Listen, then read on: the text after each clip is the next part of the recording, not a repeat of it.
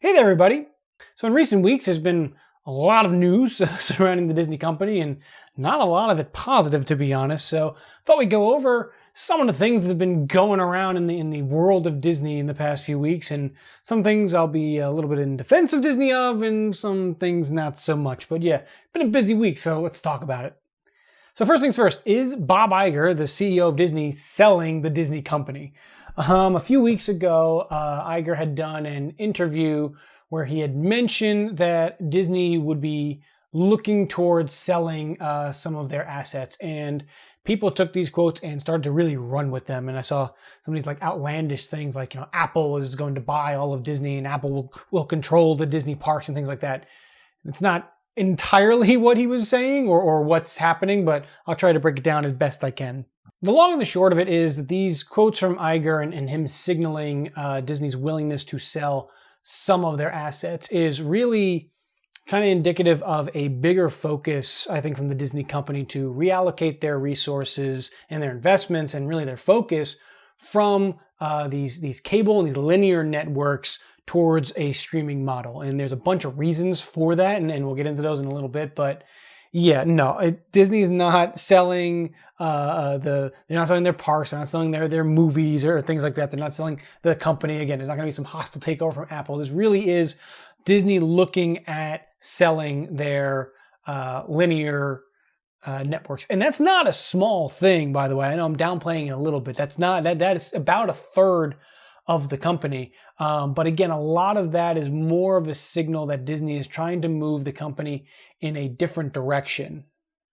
So when we talk about linear channels, what does that mean? So that's basically TV channels that you'll get either, cable locally, things like that. And Disney owns like ABC and all of their subsidiaries, Freeform, FX, ESPN and their family of networks, National Geographic. So Disney owns a bunch of these channels and has a piece of a lot of these channels. And for a long time, these channels were really the major moneymakers for Disney and their corporation. And though they do still bring in a good amount of money, it has obviously slowed in recent years, but I think this is much more of a decision towards the future, really looking at how people are starting to consume media. We look at one of the big reasons why Disney's considering this. It's because a lot of people are cord cutting or moving away from the more, not archaic, but the more kind of traditional and historical TV models. Less people are watching television live, more people are streaming TV the next day. And I think that Disney is trying to get ahead of that trend so that when it happens, they're not trying to play catch up. And this sort of mirrors what Disney had done in the first place with a lot of these cable networks. Disney had accumulated all of these various networks and started networks of their own, like the Disney Channel and things like that, because that was the direction that television was headed. So this isn't really super unusual for Disney. It's shocking whenever you hear that Disney is trying to sell things as opposed to acquire, especially in Iger's first run. They were kind of picking up companies left and right. But again, this seems more like a move to sort of try to get ahead of the curve and the trends on television. So yeah, it sounds like their basic plan, and I don't know when all of this is coming to pass. I don't know. I don't think that this is something that is happening imminently. I think that typically when the CEO of a company and someone like Bob Iger speaks something like this, sometimes it's sort of like fishing to try to see what interest it can generate. So I don't think that any of this is necessarily happening for probably a few years down the line. But what it sounds like Disney is trying to do is basically sell off their linear cable channels and then probably sunset or end things like the Disney Channel.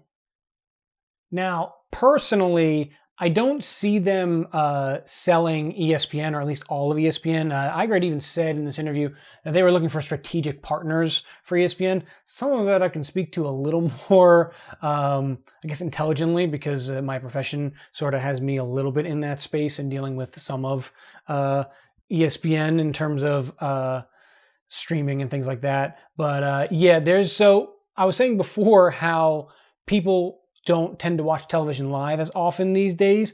One thing they do still watch live is sports.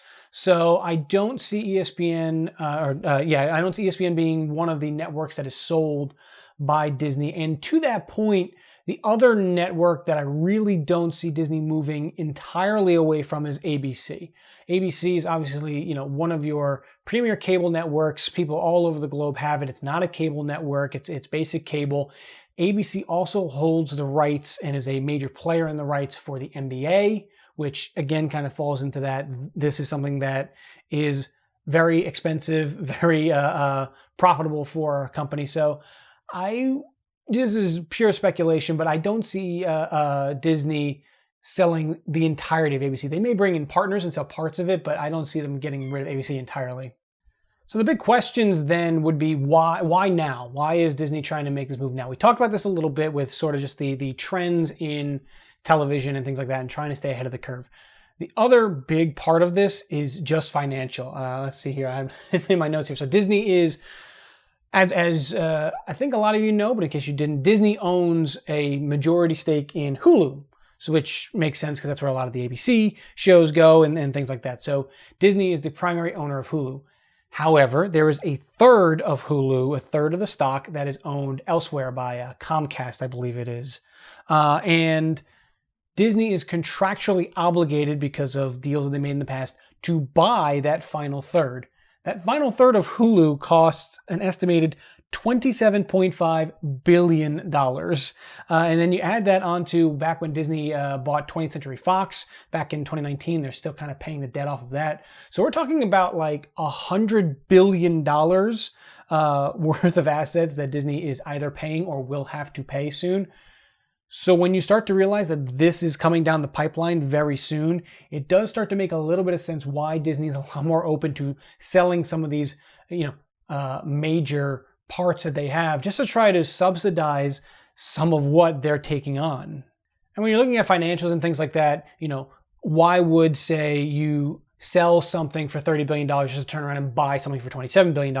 It's because, again, the part that Disney is buying is Hulu, which is digital streaming and things like that. And again, it just seems like that Iger, for a while now, has really seen this streaming as the future of television and how people consume media. So he seems to just be trying to put more of his chips onto streaming than he is on just cable networks and things like that. And to that point, the other big thing that Disney is trying to do is boost Disney Plus. They've been trying to boost Disney Plus since the day that they rolled it out. And you see that in deals and things that they have. And I wouldn't say that's the problem, but where Disney is currently with Disney Plus, it lost money again in this past quarter. That's where, again, a lot of these discussions started. And Disney is in a situation where they're likely going to have to raise the price of Disney Plus. And that's a fine line to play because, as we've seen with other streaming networks, people don't like it when you make them pay more for what they're already getting. So they need to find a way to kind of raise how much Disney Plus is worth to the subscriber in order for them to justify raising the price somewhere down the road. And where that comes in is things like original content. What is being put on Disney Plus that makes me, as the buyer, have to have it.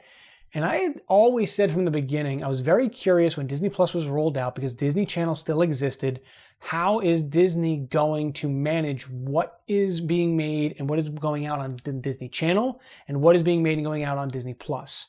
And for a long time, it seemed like some of this was financial or some of it was just like certain projects. Like you saw a lot of the big name projects, things like, the Mighty Ducks or, if it involved a star of some kind, those typically ended up on Disney Plus, whereas the Disney Channel kind of kept, the types of shows that are being developed for the Disney Channel really have never changed.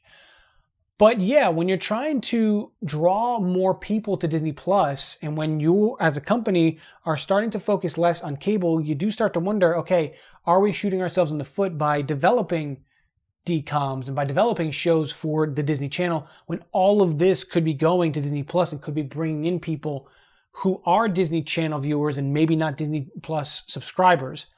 In fairness, I don't know how many of those people exist. I don't know a lot of people who, pay for Disney Channel and have that, but don't have Disney Plus. Someone smarter than me, I'm sure, has these figures, but it just seems to me that Disney really is trying to push Disney Plus, and it would be to their benefit to kind of put all of their creative efforts and all of their shows towards Disney Plus. And I know it may sound odd to like be closing the Disney Channel, and again, that's pure speculation on my part. But it, it may be odd to be selling these things, but ultimately, I do think it's the right decision. Just based off of trends, based off my just personal trends. I do find myself watching shows, whether it's in syndication or just kind of catching up even on shows that I'm watching the next day on Hulu or on various streaming networks. It just seems more often, and when you talk to more people, that's just where media is headed. So if that's the case, then yeah, it may seem strange and it may seem odd to say that it's a positive move to be selling off, potentially a third of the company, but I do think that Disney is ultimately making the right decision here if that's what they are trying to do. Now, related to streaming and the future of media and all that stuff, let's move on to another topic, one that I'm a little less positive on when it comes to Disney's role in all of it. So if you follow Hollywood or the news at all, really, you're probably aware that there are some major goings-on in the world of Hollywood and the media, and those major goings-on are two different strikes that are happening simultaneously.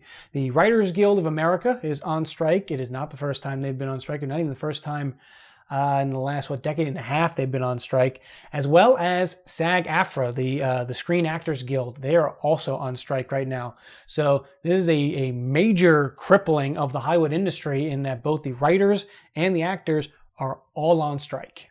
So why are these groups on strike? First and foremost, like most strikes, one of the primary reasons or one of the primary asks from the groups that are striking are better pay, better working conditions. This is pretty standard among any industry when it comes to people who are on strike. They want to be paid more, they want to be treated better. That's not really unusual. What makes this strike in particular unique, especially when it comes to the Screen Actors Guild, is they're also fighting against technology like AI, as well as trying to protect themselves when it comes to streaming. So we'll break those down a little bit separately. So when it comes to AI, obviously technology has grown over the years and has grown a lot recently when you have things like ChatGPT and things like that can automatically write these things. And for writers and actors, they want to be protected from the use of AI in their works. If you're a writer, you don't want to be replaced by a computer. That seems fair enough. For actors, they don't want to be replaced by, if you screen someone's face and pay them for one day of work, but then use that screen over and over and over again in various different projects, which has happened in some projects recently. The actor wants to be protected from that and wants to say, like, look, you can do that, but you have to pay me for my image and likeness and if you use it. So a lot of it when it comes to AI is just sort of figuring out how can these production companies use these tools without replacing and with still being, fairly compensating the actual humans behind them. Then there's protection from streaming, and this is a big one. So again, we were just talking about the future of the industry. A lot of it seems to be moving towards streaming. And where the actors and the writers are really fighting right now is how do you handle residuals for something like this? This is something that had not really been addressed all that much in years prior. And residuals, for those who don't know, when you do, say, a television show, and then they air that television show years after you're done working on it, you get paid checks for that. So every time that, if a network decides to buy your show and show it on their network, then the actor who's part of that show, or the writer who's part of that show, really anyone who's part of that show, gets some level of money for that. So for a long time, it seemed like people were basically okay with how the residuals were being handled for network television, but obviously streaming was this, this new wilderness really that I don't know that was necessarily factored in. Streaming residuals were negotiated much differently. And when you look at, these anecdotal evidence from these actors for these, tremendously big shows, talking about things like Orange is the New Black, which really was a Netflix seller back in the day. Shows like that, there doesn't seem to be really almost any residuals for that, even though you could argue that even more people are viewing these shows and they're even worth even more to these companies than even syndication was for network television. So it becomes, again, just a matter of fairness. If I was in a show that has brought in thousands upon thousands of people to purchase your streaming platform, which you've increased the price on, and let's say the streaming platform is now $10 a person, and I've made your company $1 million on my show, I feel like I should probably get more for that, right? And the counter argument to things like this is, well, actors and writers get paid more on the front end. It's not always necessarily the case, but in general, it really seems like that's one of the major sticking points, and really just protection when it comes to streaming in general. Residuals are one part of it. The other big part of it is when you are making these shows exclusively for streaming networks like Netflix, like Max, like Disney Plus, and these networks decide to remove these shows. Well, now what? Because your show was only produced for the one place, and they took it away, so that show is effectively just gone forever. And what's interesting to me is that this is the first time that SAG has been on strike since 1980. And when they went on strike in 1980, again, it was for pay and working conditions like always, but the big sticking point that time was home entertainment and media. That was back when things like VHS, cassettes, things like that were starting to become prevalent. And again, it became a matter of, okay, here's this new technology.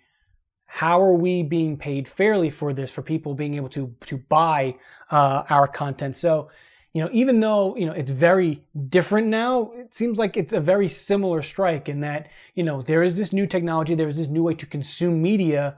Well, now let's talk about what is fair for us and what is fair for you.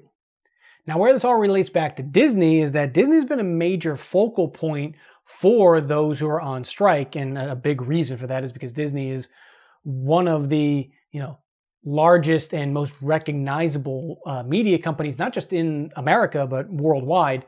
And Bob Iger in particular is someone who has drawn a lot of attention from those who are on strike. Iger, as the CEO, makes between $15 and $27 million annually.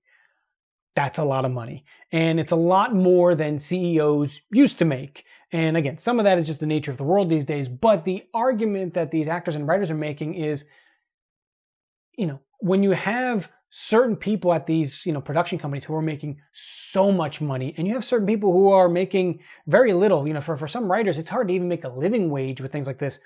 How is this discrepancy fair? Can you really sit there and say that you can't afford to pay these people better or to treat these people better when you're making this exorbitant amount of money when you're already enormously wealthy? So that's why people like Iger in particular have been really attacked in this. And not to mention, Iger has not been great when it comes to this strike. He's had a lot of quotes that have been really I guess kind of downplaying the strike and downplaying kind of how important these people are. So he hasn't handled this the best, and it hasn't been going great for Disney from a PR standpoint. Disney has also been, one of your major culprits when it comes to that streaming issue I was talking about earlier in removing shows and things like that. There was major news that came out, this one was a couple months ago, of Disney just taking out shows that not even necessarily were there for a long time or were like legacy shows, things like that. I think there was a show, Willow, that was produced for Disney Plus, was only on the service for like a couple months and then taken off. So there's two major problems when you take off a show that was produced exclusively for your streaming service. As we talked about, it just means that the show is just gone, which is frustrating from a creative standpoint. But from a financial standpoint, it's also frustrating because it is a way to manage those residuals. It's a way to manage having to pay these people after the fact. And, you can definitely see it from an actor or a writer's point of view. If you worked on this show, it is hard to accept that a company that makes so much money, and is run by all of these, incredibly wealthy people can just take your show away and there's nothing that you can really do about it. And on top of all of that, this isn't directly related to the strike and everything going on, but Disney also announced last week that they would be ending physical sales of media in the Australia and New Zealand regions. So what does that mean? Basically, no more DVDs, no more Blu-rays for Disney products. And yeah, this is probably inevitable because, media goes out of style. You're not going to get a VHS of Frozen anytime soon. But it's still disappointing. Obviously you can probably tell from my collection over there. I'm a bit of a DVD guy myself. I like having the physical media, but it's disappointing for a few reasons.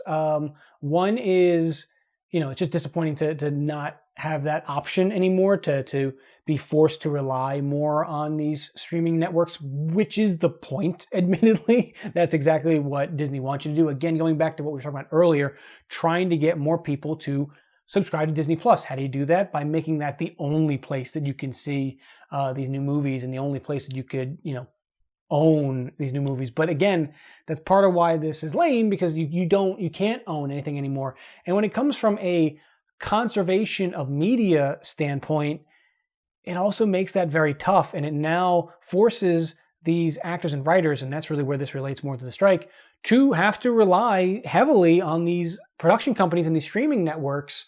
And as they have shown in the past, it's hard to have a lot of faith in them, because they could just take your stuff away, and with no physical media to really back it up on, these shows are just lost to time. So, creatively, financially, that's a part of this industry and the direction it's going that I think kind of sucks. But, there's not much we can do about the loss of physical media, unfortunately. The best we can hope for right now, it seems, is that the strike is effective and we can get some sort of assurances of, protecting these media, making sure that these shows and documentaries and movies don't just go away forever.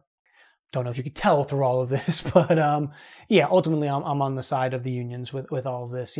Ultimately the writers and the actors, these are the people who, the crew, these are the people who make these shows and these movies and all this media that I love so much and I love to consume. They don't happen without writers and people like that. And, as someone who is also a worker and also likes to, rage against the machine from time to time when it comes to fair treatment and things like that. Yeah, I totally get it. This isn't so much talking about like the A-list actors, your Leonardo DiCaprio's of the world are, they're fabulously wealthy. They're going to be fine. This is much more talking about, smaller actors, smaller companies, writers. It's trying to protect all of these people to make this a healthy industry so that more people can be a part of it and that, better content comes out. And really, I don't know how all this is going to shake out. I don't know how long this strike is going to go. It doesn't seem like a ton of progress has been made in the few weeks that it's been going on. I was reading something the other day that some of these production companies were trying to bring SAG members back to the table to negotiate things. So hopefully that's going somewhere. But yeah, so again, we had a writer's strike. I want to say that was like in 2009, 2010, somewhere around there. And yeah, it was really not fun. Media was noticeably bad during that time. Shows suffered, productions were halted and ended. And yeah, it was basically just a real kind of dark period for media as it was. And especially coming off of COVID and everything that was going on with the pandemic and everything that got stopped and slowed down. Man, it would really suck if we go right into another kind of immediate dark period because of this strike. And again, that is not putting the onus on these unions or anything like that. Do I want the strike to be over? Absolutely. But ultimately, I want, these writers and these actors to be taken care of and to get their fair pay for what they do and for what they are owed. So, fingers crossed that this doesn't stretch on forever, but I really don't know how it's going to end at this point. And the last Disney thing I wanted to touch on, because it does sort of relate to, I guess it's a casualty of sorts because of the strike, is the Haunted Mansion, which did not do great so far at the box office. So yeah, Haunted Mansion just came to theaters, I believe, last week, and the numbers from the initial weekend were very poor.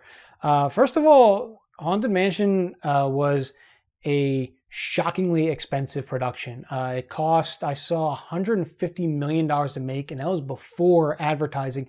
And Disney, to their credit, did better advertising for this than in some other projects. We've talked about that before when we talked about Elemental and Strange World and projects like that. At least again, I know it's a low bar to clear, but I want to know a movie is coming out. I want to know when a movie's coming out. Disney at least was able to check those two boxes. I was aware that this movie was happening. I knew when it was coming out. So they at least invested some money in marketing. But yeah, this movie cost $150 million to make before marketing costs. It made $33 million in its initial weekend, which is a big ol' oof.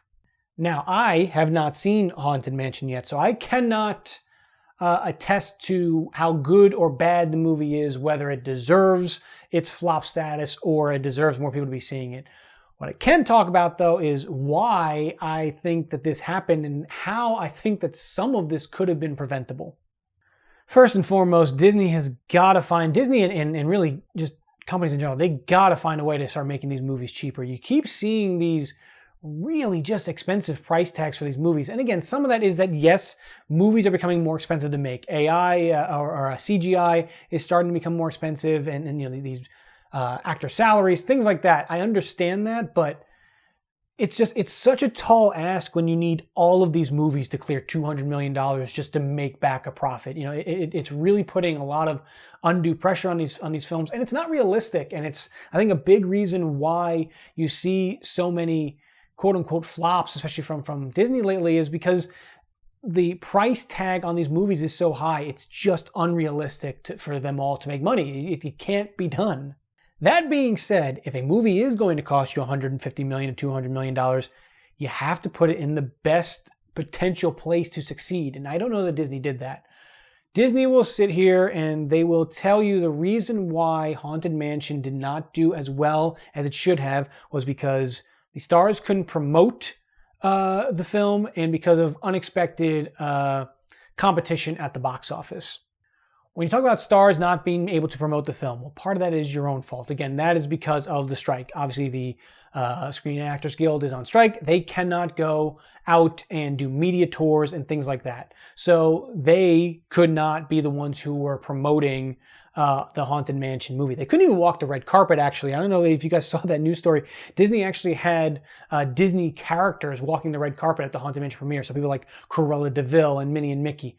For the record, those people are not scabs or anything like that. They work for the Disney company. That's just, it was their kind of wacky way to work around not having their stars walk the red carpet. But yeah, in addition to them not being able to do media tours, there's not like late night shows and things like that right now. So there's a whole level of like free marketing that just doesn't exist right now for these movies. And yeah, that probably affected this to some extent, but I don't know that it's had the impact that Disney might want you to believe it has. And then when we talk about unexpected competition in the box office, I don't know how much I buy that, honestly. Sure, right now there are two, runaway juggernauts in the theaters when you look at Barbie and Oppenheimer.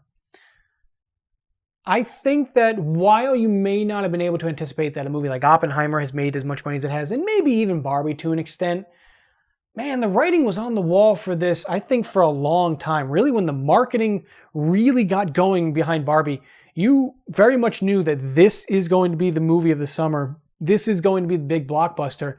And this movie is coming out 2 weeks before Haunted Mansion. But then you factor in all the other movies. Again, Oppenheimer, like we said, Elemental, your own movie, Indiana Jones. What else did we have out? Oh, Mission Impossible. All these big movies that are coming out because it's the summer, because this is the time for the summer blockbuster. And when I look at Haunted Mansion, one, coming out on the tail end of that summer blockbuster cycle, I think is already just not a good slot to be in. These August releases are never the most fun time to be in because some people are just kind of fatigued or just financially strapped after seeing all of these big movies in theaters. But also, when it comes to Haunted Mansion, August was not the time for the Haunted Mansion. I personally don't think the release window for Haunted Mansion made any sense whatsoever. Look back to last year. Hocus Pocus 2 came out, and people complained and thought it was crazy that Disney was releasing Hocus Pocus 2, which was a Disney Plus release, at the end of September instead of in October because Halloween. That's nothing compared to releasing the Haunted Mansion, another Halloween-esque release, in the beginning of August. I don't know. I'm not in the spooky mood right now. I don't see the connection personally. The only thing I can think of is they were trying to release it in such a window that they could then release it on Disney Plus around the Halloween season. But if that was your ultimate plan, I think that you were always doomed to fail. Again, this movie cost you $150 million to make before marketing. If your plan was just, well, let's release it so that it'll get onto Disney Plus at a good time, how are you ever going to make the money back on this? So I don't know. I didn't think it made sense. Again, from a just competition standpoint, there's a lot less competition in the theater in the beginning of October than there is at the end of the summer season. So I don't know. It just seems like there were so many unforced errors on this one from Disney. And again, I haven't seen the movie. I can't tell you if it's good, bad, or indifferent. But what I can tell you is that that's part of the problem, is that it was set up to fail, and that's exactly what's happening. So yeah, not super happy fun times for Disney for a majority of this video, but that's kind of the state of things right now. Disney's had, an up and down few years. I think that they get judged a little harshly for things here and there, but it has not been the best few months for Disney. And yeah, hopefully, this skid kind of ends sooner rather than later. It's Disney's 100th year as a company. They have a fairly major animated movie coming up in a few months. So there's a lot happening with the company right now, and they could ill afford any more real skids. I think it would be a real shame if Wish kind of goes the way of Haunted Mansion. Fingers crossed that it doesn't. Hopefully by then, all of our strike problems are solved and everyone can promote the movie. But yeah, it's definitely not the most fun time to be Disney or Bob Iger right now.